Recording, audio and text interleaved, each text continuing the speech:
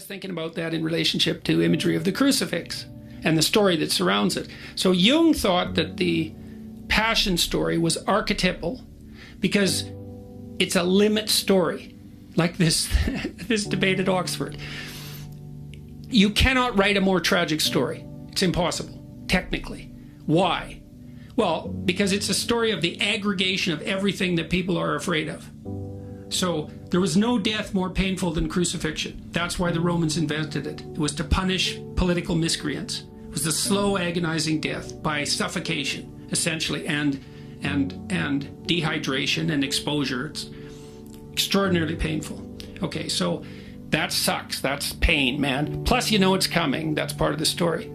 Plus, your best friend betrayed you into it. Plus, your people turned against you. Plus, they're led by a tyrant who doubts truth. Plus, you're a victim of the Roman Empire. Plus, you're completely innocent. Plus, everybody knows it. Plus, they choose a criminal to be released from this experience instead of you, even though they know he's a criminal and they know you're innocent. So, and you're young. And you've done no wrong, and all you've done is help people. So it's a limit story.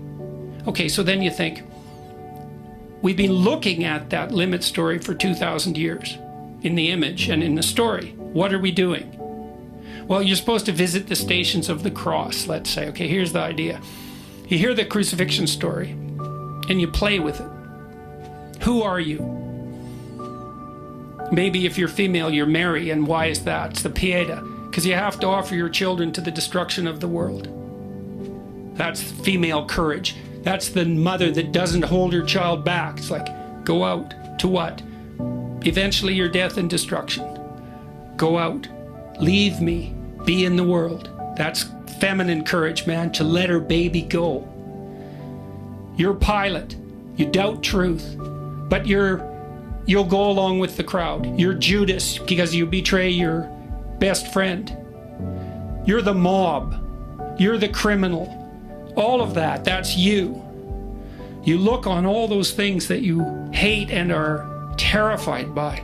That's not a snake. It's like the worst of all possible snakes everywhere. That's what you're looking at. And what do you see? You see death, you see destruction, pain, terror, tyranny, frailty, betrayal. Look harder. Look harder. Look harder. What do you see?